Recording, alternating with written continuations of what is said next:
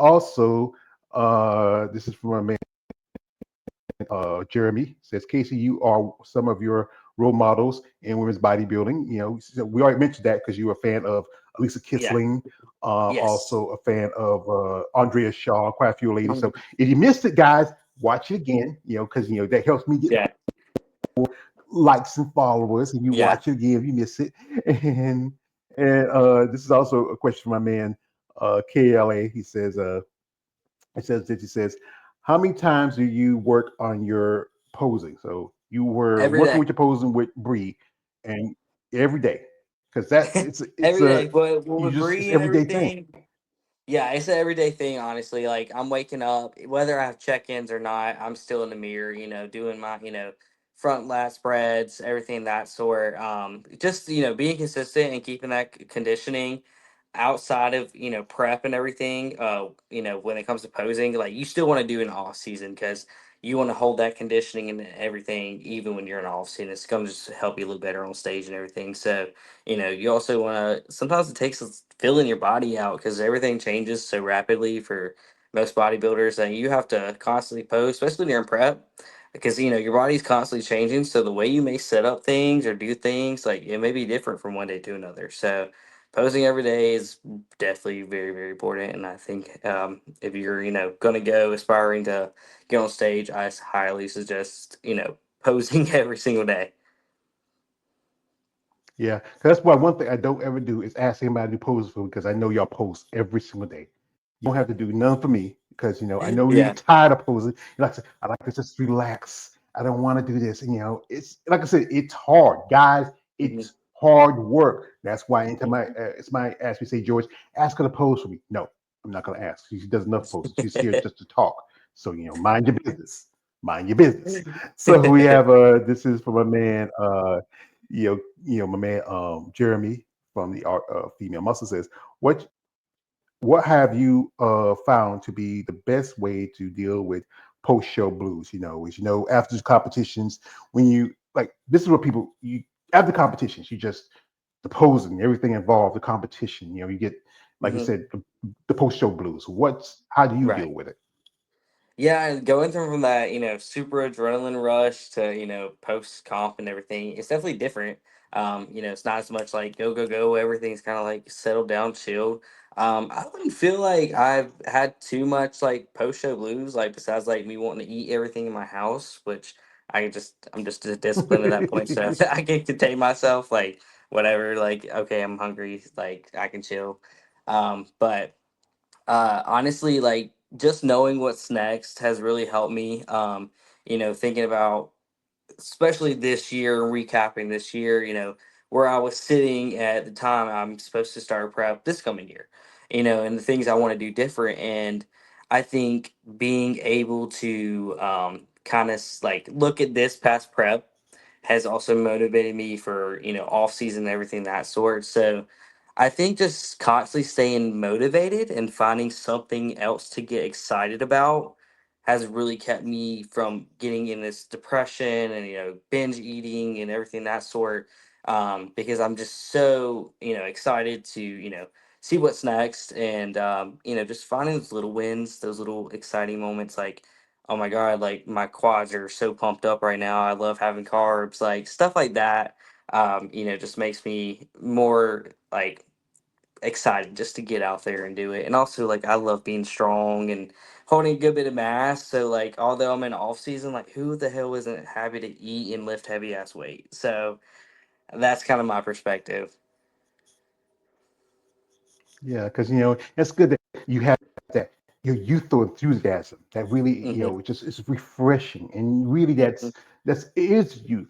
But also some youth they want everything done fresh and hot. They want it done fast. This is a process, Hmm. and with any process, don't just trust that process. Hmm. Understand it, learn, and then you invest in it. And when you fully understand it, then you trust it. And there's Hmm. so much involved with it. And people understand the mental aspects of it, dealing with depression from being post shows, body dysmorphia, Hmm. also societies putting their prejudices on you because you Hmm. are an athlete, you're a woman, and you're a competitor. And Hmm. that's why I do these interviews. I reach out to with people like yourself. Because, like I said, Mm-hmm. you have a great future. You're young, you are talented, just the right circumstances. I can see you getting your pro one day, getting become a pro. I mean, I can see it. But like I said, Dane, there's always going to be those days where you ask yourself, is it worth it? Do I want to keep doing this? I could be just Mm-hmm. home eating cookies and cake all day. I could be Yeah. hanging with the fellas and playing softball on the weekend. But Mm-hmm. anything worth having, like I said, you have to be willing to make sacrifices. And there are Right. times you have to make quite a few sacrifices. Yeah, and then I feel like I've always been one of those people, and it's like if it's not worth fighting for, it's not worth having. So, unless I gotta grit my teeth and fight for this, like I don't want it. I don't want anything easy in life. That's just been a big thing about me. I don't think anything easy has really came to me or probably anybody in my family. My family's very very fortunate in that they've been through some crap. So, I've always had this soldier mindset, just like put your head down and keep going and keep moving forward because that's all you can do sometimes. Because the sun's gonna come up another day, so you got to decide what you're gonna do with it. So that's kind of how I live. Yeah, kind of like the quote, another guy who said that my man Rocky Balboa, just keep moving forward, no matter how hard you think you Hmm. hit. How life will hit you Hmm. just as hard. You just gotta Hmm. keep moving forward. So, folks, we're not gonna hold Casey too long. We do appreciate the time she gives us. This is why I say to people out there: if you're interested in following Casey, her links to social media are here in the description of this live stream.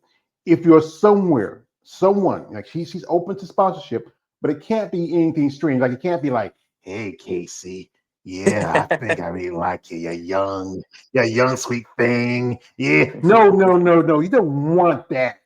No, no. We know what you're thinking about. We know what's on you. This is what you want to say. Young Miss McJunkin, we are interested in you. We love your passion. We love your youthful enthusiasm for bodybuilding. So if you feel comfortable, we have a product. It helps you in your process. It's something that you can use.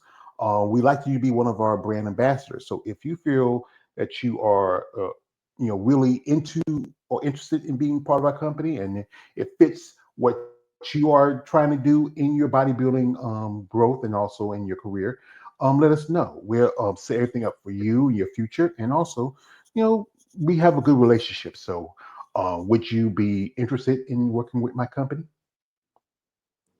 For sure, for sure. Well, sign the contract, baby. We got you. That's what we need. We need that Yeah, support. And right. most definitely for y'all women, y'all need that support because it's great when you have someone like yourself who's so young, who's so Hmm. passionate, understand her goals are. Some young people, I know when I was young, I was kind of fickle, I was always chasing girls. I was just chasing the doll more or less, but, you know, it's just when you find something you like, stick with it, stay with it. Your Hmm. future's set. You never know. Like I said, someday we'll see you on the stage at Olympia. Side by side with Andrea Shaw. There's one lady. I think she was just a little bit older than you. Ava Melelo. She just made her pro debut this year. Hmm. Got her first Olympia this year. Impressive. Just need to work on her conditioning, just like you. Hmm. But very Yeah. impressive. I hope she does maybe make those adjustments. We might see her next year, and Hmm. see how she does. Yeah. So, folks, we're not going to hold her much too longer, and we want to thank you for your time. This is a question I often ask you: what would you want for yourself out of bodybuilding? Out of bodybuilding, outside of bodybuilding. I Outside, mean, inside of bodybuilding, what you want? honestly, like I've always this is gonna sound crazy. But like just like solitude, honestly, like that can be very very broad. But like I just want to be in a place where I don't have to worry about everything. I worked my ass off during prep also, so that was like a hard part too. Like I'm a personal trainer and I coach and everything. Obviously, I'm not super rich yet and everything, but like just being in a place where like I feel like I'm comfortable, like, just chilling. That's what I want. I would love to kind of eventually like be in a place where I can, work at home and do things of that sort, which I do work from home a lot of the time, but I do work at a gym also. But like, things like I want to just be a very, very well rounded and just overall a successful person. I don't want to just be successful in bodybuilding. I want to be successful in, other areas of my life also, like, relationships, family, just like a person that um people can come to and know that I'm going to be there for them no matter what. I think that's what I really really want, especially like in going into 2025.